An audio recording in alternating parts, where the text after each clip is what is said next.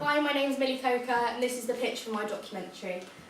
So I've called this presentation The Game of Life, and then I've taken a quote from the Monopoly rule game book, which basically says the aim of the game is to become the wealthiest player through buying, renting and selling property. Okay, so rules of the game. So today we're going to be playing a little bit of a game. It's going to be a little bit different to your average PowerPoint. It's called The Game of Life. So you must first assign the title of banker to one of the players. Today this will be me. As the banker, I will assign each player with a particular scenario to demonstrate how the council and government deal with housing issues. The player with the most amount of money at the end of the game wins. If you lose your money or are unable to pay rent, you will lose your property and lose the game. Sadly, same goes for mortgage, because that is in itself a loan. So if you are late on a payment for your mortgage for a property, the banker will repossess your property and you'll lose the game. Throughout the game, there will be real life situations which will cause the game to either become easier or harder for the players. Okay, let's begin. So firstly, I'd like to introduce Edie Pullin. How are you today, Edie? Yeah, good. Okay, so Edie, 29 years old, 9 children, fathered by 3 different men. So Edie, it says here that you've been arrested throughout your life. I'm guessing that this has made it a bit difficult to get a job for you. Yeah. So it's, okay. So you're also addicted to cannabis and crack cocaine, and you now need money to pay for your drug habit. How expensive is it being addicted to cocaine and heroin? Really a lot of money. And with your children on top of that, that's an increasing stress. Each of them. So this is your CV up here. Yep. I notice it's empty. So you've never worked a day, no? No. And this is where you're living currently? It's nice. And your children? Yeah, beautiful. Any particular favourites? All. Oh, good. And your husband or boyfriend, is he currently working? No. So at the moment you have nowhere to, where you're living you're not happy with, you don't have enough space for the amount of children, No. and the government aren't helping you. No. So we have a lot of people who fall into this category, who don't have a job, who have lots of children, and do you really want to be working? No. Quite happy on benefits? Yeah. Well, that's your answer really, I'm afraid. Okay, thank you very much, Edie. Okay, so that's player number 1. Okay, so now we have Owen and Honor. Owen is 27, Honor is 27, and Owen is 29. Neither of them went to university, and Owen is the only one currently working because Honor is pregnant. However, they are unable to afford the house with only one salary.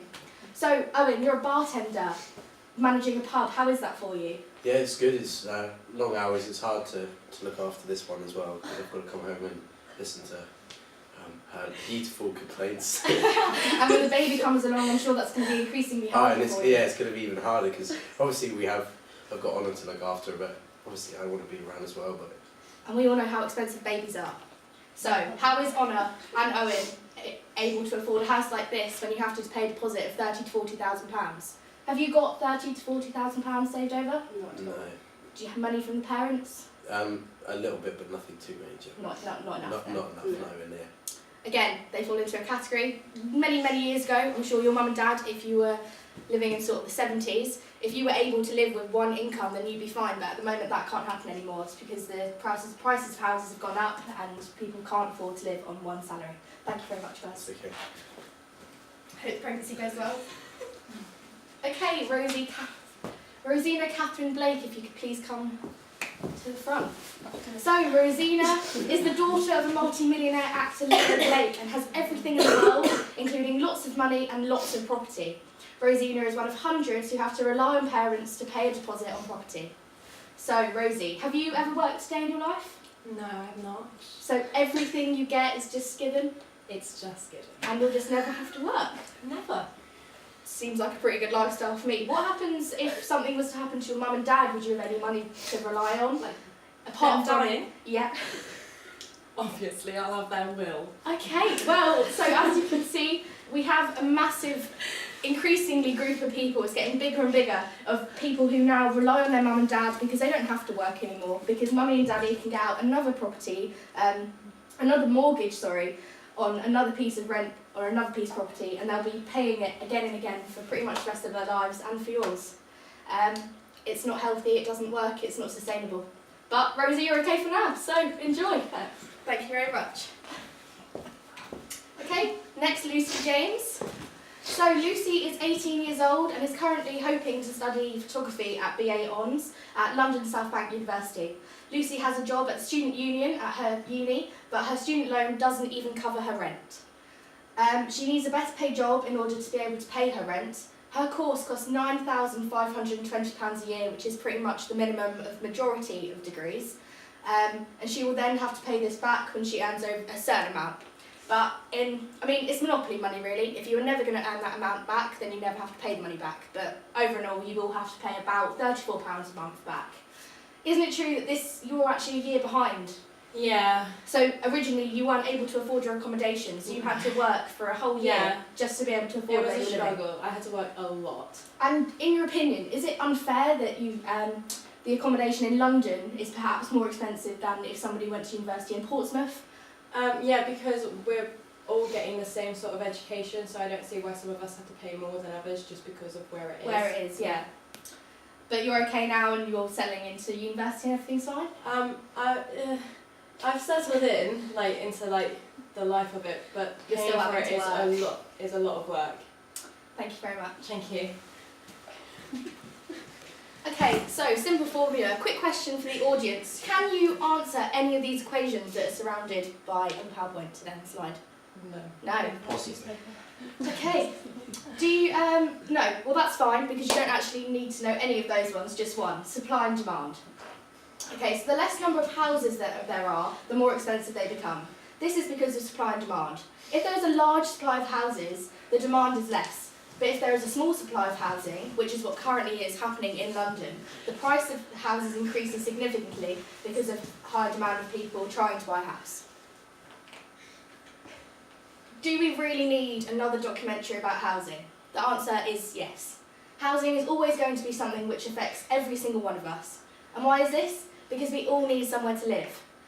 And it should be a right that we are all able to afford where we live and not have to worry about constant rent and mortgages. It should be comfortable, we should have a regular income and we should be able to comfortably afford and be able to have a family and just normal things.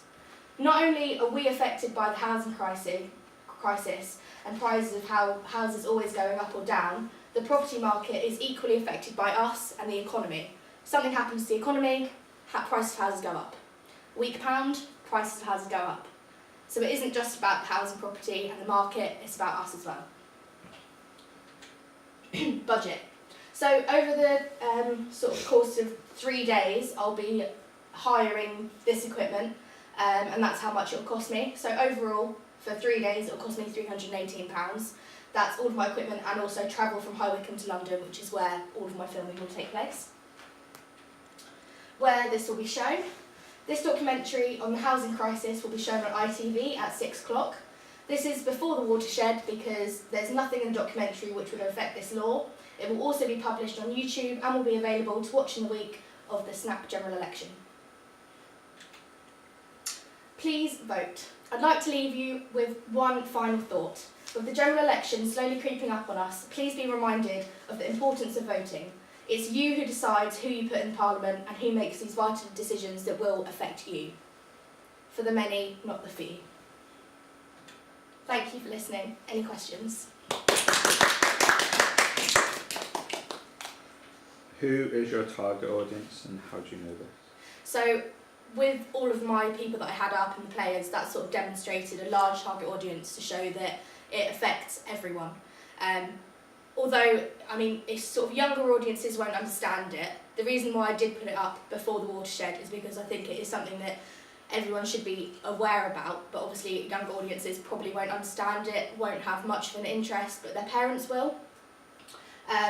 But when it comes to sort of like categories of working, I couldn't exactly put it into a particular group because it just does affect everyone. What do you think will make yours different to previous documentaries? So with previous documentaries, they like to focus on one particular point within the housing property or within the housing crisis. So for example, there's been a lot recently on TV about the benefit cap and about benefits in whole, because that has become sort of a go-to scenario now. It's something that people think is no longer just a short term, I'll be on this for a short while and then we'll move to something else. It's becoming a long-term thing that people choose to do, which doesn't work. So I thought if I sort of looked at the whole of the housing crisis and sort of looked more into detail, not focusing on one point but just focusing on the whole thing, then people would be not only educated on more than just the benefit cap and benefits, but how it actually works. Who is it that who's going to be in it? So have you got any crew, or who are you going to be interviewing? So the people that I'll be interviewing, do you want me to get it up? Because I don't know all their names off by heart. Yeah, you can do it.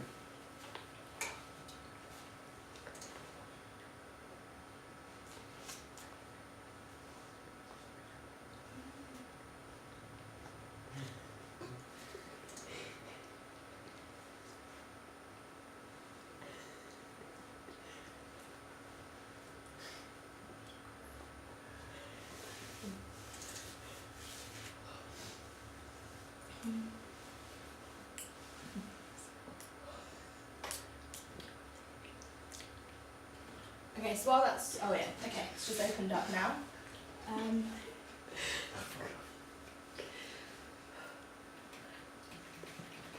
Okay. You need to click cancel and then just drag the box over. Because it's not the PowerPoint. Oh, it's okay, I'll From just the read top. it from the... Okay. Okay, so basically the majority of my filming is going to be taking place at Brent Council in Wembley. The main sort of person I'll be interviewing is Lawrence Coker, who's Head of Housing Needs at Brent Council. But then I'll also be interviewing a number of people from his team. So we've got Tim Gray, is the Homelessness Investment Project Manager. Now I noticed that I didn't actually mention anything about homelessness in my pitch. It's going to be touched on briefly but not majorly, so his just background and experience will be necessary but wasn't for the pitch. Then we've got Lawrence Coker, who's Head of Housing Needs. Then we have Fidelis Aquenu, sorry if I can't pronounce some of their names. So he's the Service Manager for Housing Options. So this is sort of when something goes wrong, what are the options that we can take to get you into stable accommodation, whether that's temporary accommodation or if that's just somewhere for you to rent permanently. Then we have Sharon Loving-Charles, who's the Team Leader of Homelessness Prevention. So again, this will be touched on briefly, it's just more to get a sort of rounded idea of what goes on when things go wrong, when people do lose their property, because it does happen. Banks will take your property, it will be repossessed if you can't pay it, so this is what happens afterwards. Then you have Lavdrim Krashy, who's the Accommodation Services Manager, and finally Steve Taplow, who is a journalist. I found him on Google when I just literally typed in articles about Labour and about Conservatives, and he wrote a very left-wing article about how, thanks to Theresa May, you'll have to spend £350,000 just to pay for a shed. So I thought it would be quite interesting to see his point on it. He's been writing for years and has seen the property development, property of houses sort of going up and down the market, changing frequently, so he's been able to comment and write articles about the whole thing. So that's what I've got for... If you say that he's got very left-wing views, how are you going to maintain balance in the documentary? So currently I did have a interview set up with my local MP, but because of the general election, the local elections going on, he thought that he was able to do an interview with me and that's going to be all fine. But whilst the local election's going on, he said that he can't actually publicly talk about big matters. So at the moment that's just recently fell through yesterday, so I am currently looking for someone to make it more equal and less biased. Okay. Has anyone else got any questions? Okay. Cheers.